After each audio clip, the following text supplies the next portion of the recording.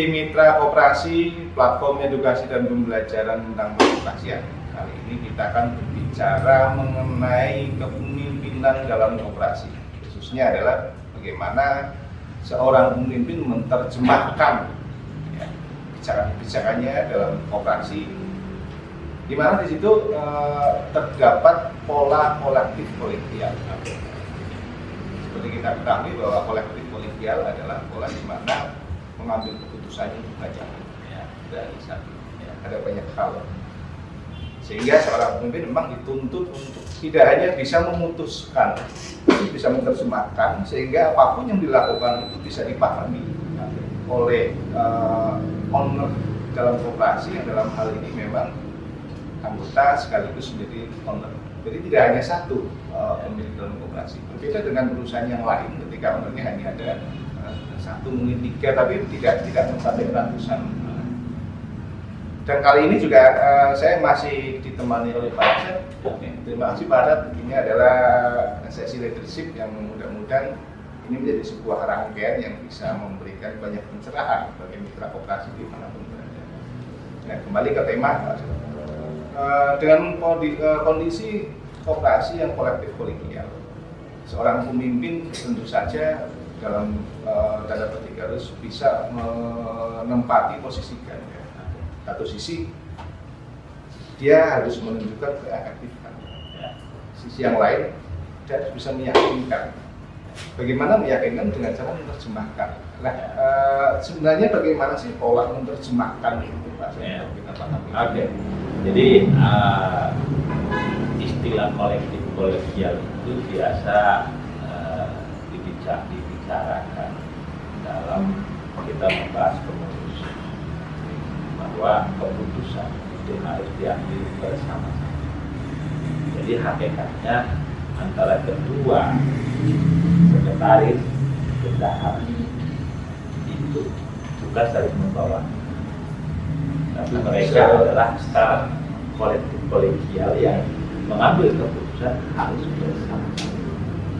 Kalau kita dalam prakteknya, kedua menjalankan fungsi koordinator, tapi sesungguhnya mereka adalah kolektif kolegial, satu kesatuan. Maka apapun keputusannya adalah keputusan kolektif. Kalau keputusan kolektif anggota di rapat anggota, ya, rapat anggota, kemudian keputusan itu mereka amanahkan kepada pengurus untuk mewujudkannya. Pengurus di dalam memimpin koperasi menerapkan kolektif kolegial. Artinya keputusan itu melalui dari proses diskusi bersama sesama pengurus sehingga dihasilkan satu keputusan yang diyakini oleh secara bersama. Makanya kalau kemudian buku LPJRAT tidak ditandangani salah satu pengurusnya, itu personal. Berarti di sana tidak ada kolektif kolegial. Itu nalar kolektif kolegial. Makanya, dan sebenarnya hakikat pengurus itu kan adalah pemegang amanah untuk menerjemahkan atau mewujudkan mimpi-mimpi yang tersusun di tahap rapat anggota. Toh pada faktanya perwujudan mimpi itu mayoritas tetap melibatkan atau mensyaratkan adanya partisipasi anggota, kecuali pada kegiatan-kegiatan di mana koperasi menggarap bisnis yang mutlak peluang, ya, di mana anggota tidak ada hubungan partisipasi atas peluang itu bicara. Maka di sana mutlak memang kolektif kolegial itu teruji efektivitasnya terhadap dalam hal sukses tidaknya dalam pengelolaan. Tapi kalau dalam hal aktivitas yang melibatkan anggota, ada semua pinjam, ada tabungan, ada pinjaman, atau toko, atau kafe misalnya, ya kan menuntut adanya partisipasi anggota. Itu makna kolektif kolegial di level komisi. Berarti yang pertama kita harus sepakati dulu biar mitra koperasi itu paham bahwa pemimpin itu berarti pengurus dalam koperasi. Ya, karena memang tugas koperasi dipimpin oleh pengurus. Ya, betul. Nah, kemudian yang kedua berkaitan dengan yang kolektif itu kan berarti ada kesepakatan. Misalkan ada peraturan sebuah kesepakatan betul bisa dilaksanakan jika disepakati oleh 50+1. Misalkan ya, contoh kebijakan dalam sebuah koperasi. Bagaimana sebenarnya seorang pemimpin dalam hal ini pemimpin koperasi pengurus itu rata-rata kan tidak orang ya. Nah, berarti sebenarnya ada 2 PR minimal. Yang pertama, seorang pemimpin dalam koperasi harus memahamkan dulu di internal mereka. Ya. Karena walaupun cuma 3 orang, kita tidak bisa memahami. Ya. 3-3-nya itu semuanya sudah satu kata. Ya. Yang kedua, setelah itu baru mereka memahamkan kepada anggota. Ya. Oke. Nah, tapi harus dipahami juga masalah. Sebenarnya kan fungsi pengurus itu menjalankan amanah. Amanah itu terkonsep di dalam ajaran anggota. Artinya pemahaman anggota terbangun saat proses sebelum amanah diserahkan. Ya kan? Maka fungsi pengurus ini adalah mendeliver, memimpin perwujudan. Karena persepsinya sudah terbentuk di fase rapat anggota. Logikanya seperti itu Pak. Ya emang nalar idealnya tidak bisa ditawar gitu ya kan? Jadi apakah contoh apa kita mendirikan tokoh ya kita di fase rapat anggota.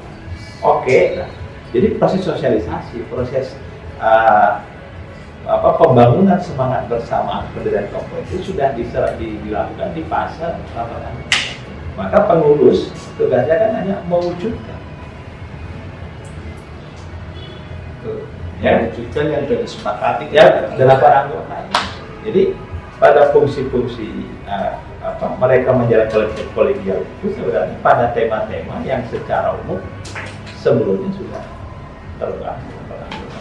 Jadi penguruslah yang kemudian nanti menindaklanjuti dengan dia berpikir how to-nya, bagaimana. How to-nya betul.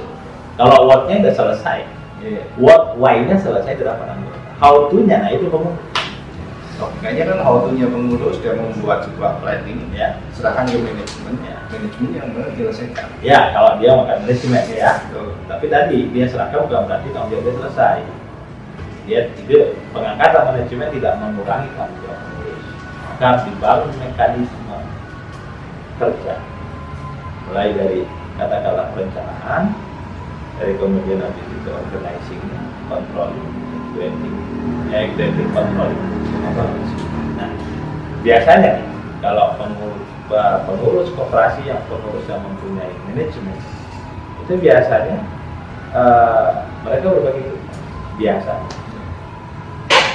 Jadi bagaimana mengurus internal organisasi, kemudian bagaimana memanage usaha-usaha yang sudah ada.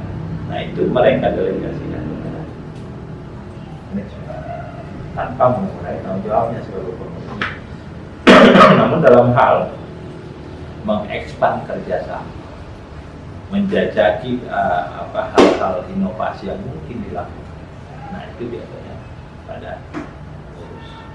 Tapi bukan tidak mungkin kalau kemudian manajemen menyampaikan gagasan yang kemudian diputuskan di tingkat pengurus. Pada saat diputuskan kembali lagi manajemen yang mengkapai. Oke. Saya tadi melihat ada satu hal yang menarik. Manajemen sebenarnya kan berhak mengajukan gagasan siapapun itu. Apalagi mereka adalah yang memahami lapangan. Mereka tuanya di lapangan. Tetapi ada satu hal yang tidak boleh dilewatkan adalah seberapapun bagus gagasan dari manajemen itu harus melalui pengurus dulu. Ya, Sepakat oleh pengurus, baru kemudian diselesaikan oleh manajemen. Nah, kita kembali kepada fungsi bagaimana pimpinan menerjemahkan. Ya. Berarti kalau kita kembalikan sebenarnya sederhana ya Pak. Jadi selama pimpinan atau pengurus dalam koperasi dia bisa mampu menerjemahkan kesepakatan dalam RKT dalam sebuah karya, maka sebenarnya selesai. Ya selesai. Selesai kan? Nah, tapi ini juga sebenarnya walaupun sebenarnya kalau kita lihat ini sederhana, tapi di lapangan ternyata pada prakteknya banyak sekali masukan-masukan, keluhan. Misalkan seorang pemimpin merasa saya tuh nggak didukung ya, kok kemudian dari anggota kok program dia tidak sesuai, seolah-olah susah dimengerti oleh anggota itu. Itu karena tadi kemungkinan besar fungsi pendidikan yang merupakan bagian dari prinsip koperasi tidak dijalankan. Jadi ketidaktahuan anggota atau banyak keluhan-keluhan anggota tidak didasarkan pada pemahaman, sehingga jadi dia tidak kemudian memahami. Yang kedua, seharusnya pada kondisi demikian para pemimpin koperasi dalam hal ini mengukur situasi anggota yang paham, ya, diedukasi, disosialisasi, karena bisa jadi contoh pada koperasi yang anggotanya banyak, ya, kemudian rapat anggotanya perwakilan menggunakan perwakilan, ternyata wakilnya ini tidak mendeliver ini informasi yang kesepakatan, atau bisa juga udah dibuatkan pembagian list rapat, tetapi anggotanya cuek-cuek, bisa juga. Tapi yang menjadi PR-nya adalah bagaimana kemudian meraih mimpi bersama itu, semua unsur bergerak bersama-sama. Karena hakikat koperasi kerjasama. Kerjasama yang dimaksud adalah ada sinergi. Peran satu dengan lainnya memiliki keterkaitan yang mengarah pada satu titik, yaitu perolehan mimpi bersama. Makanya di koperasi itu selalu tegaskan bahwa koperasi adalah tempat berkitar. Maka apapun capaian kita hari ini, itulah kita. Dan apapun keberhasilan hari ini, itu adalah keberhasilan. Kebersamaan, ya, kebersamaan produktif ya. Dan saya juga saya melihat begini, dalam sebuah koperasi seorang pemimpin betul, kalaupun dia bisa bekerja dengan benar menerjemahkan, tapi jika tetap ada kemungkinan anggota juga tetap masih tidak puas. Ya. Maka saya berpikir, saya logikakan begini, Pak. Sebuah stasiun radio ketika dia berjalan di frekuensi 6,5 Hz, ternyata pendengarnya berada di 6,4 Hz. Ya. Kan sebagus apapun siarannya nggak bisa diterima, Pak. Iya, betul. Makanya yang perlu dilakukan adalah menyamakan frekuensi. Makanya perlu saluran-saluran Dalam hal ini, selain saluran-saluran itu juga pendidikan. Ya, pendidikan. Supaya semuanya yang makanya every moment is education. Ada satu message di koperasi, setiap momen adalah edukasi. Maka semua aktivitas yang dijalankan koperasi itu juga harus edukasi. Jadi jangan sampai kemudian anggota hanya arahkan berpikir tentang putaran uang. Kita harus kembalikan kesadaran anggota berkoperasi adalah kebutuhan orang yang cerdas. Mereka memahami mereka adalah objek di satu sisi, tapi mereka juga adalah subjek. Karena yang sesungguhnya yang dibangun adalah diri mereka. Makanya berkoperasi adalah sebuah tindakan sadar menolong diri. Maka gaya kepemimpinan yang harus dilakukan adalah gaya kepemimpinan mencerdaskan. Gaya kepemimpinan mencerdaskan dalam prakteknya adalah seorang pemimpin bukan menjadikan orang seperti diri, tetapi seorang pemimpin adalah dia menjadi partner terbaik bagi anggota untuk menemukan potensi dan kemudian membantu menemukan jalan sehingga bakat-bakat itu mencapai titik optimum. Nah, itulah tugas pemimpin. Makanya pemimpin harus melihat tadi ciri yang pertama, pintar membaca suasana. Dia paham ini potensi, ini tidak, ini potensi, ini bidangnya ini cocok orang yang mau suka ngomong, ini cocok dengan publikasi. Ini kok suka bertani ya, ini cocok dengan bertani. Agroteknologi misalnya, teknologi atau dalam sebagainya. Nah, inilah saya katakan kepemimpinan mencerdaskan, memberi ruang bagi semua bakat untuk menemukan jalan terbaik sehingga mencapai itu capaian tertingginya. Maka kalau dikaitkan dengan filosofi dasar koperasi, yaitu koperasi sukses, mencerdaskan.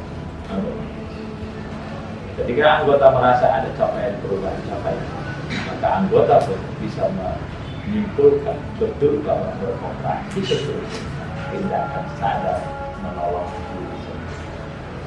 Gitu, Mas Habib. Oke, terima kasih banyak sudah menemani saya dan mitra koperasi dengan berbagai tema-tema yang menarik, pola pandang yang saya lihat cukup unik. Tidak banyak orang yang bisa melihat dari sisi yang ini. Dan mitra koperasi dimanapun Anda berada, demikian tema kali ini. Satu yang bisa saya simpulkan, pada saat seorang pemimpin harus menerjemahkan kepemimpinannya dalam sebuah koperasi, maka seharusnya itu bukan sesuatu yang sulit, karena yang dia laksanakan hanyalah menjalankan apa yang diamanatkan oleh anggota dalam MAT. Sehingga jika itu dilaksanakan, mudah-mudahan ini menjadi salah satu acuan dasar bagaimana seorang pemimpin bisa menerjemahkan keinginan daripada. Demikian tema-tema kita tentang kepemimpinan. Sebelumnya terima kasih Pak Arad. Sama-sama. Ada 4 sesi menemani kami di mitra koperasi. Ke depan jangan kapok Pak. Oh siap. Yang jelas apa yang saya sampaikan ini adalah untuk memantik. Saya berharap ini memantik pengayaan gagasan. Jadi ini bukan satu-satunya gagasan, jadi pengayaan gagasan sehingga ada perluasan dalam mentafsir sebuah kepemimpinan sehingga menghasilkan karya-karya yang terus bertumbuh. Itu maksudnya. Terima kasih kembali. Dan kita akan bertemu lagi dalam tema selanjutnya, tema-tema yang menarik untuk dicermati masih tentang perkoperasian. Terima kasih, salam koperasi. Salam koperasi, semangat!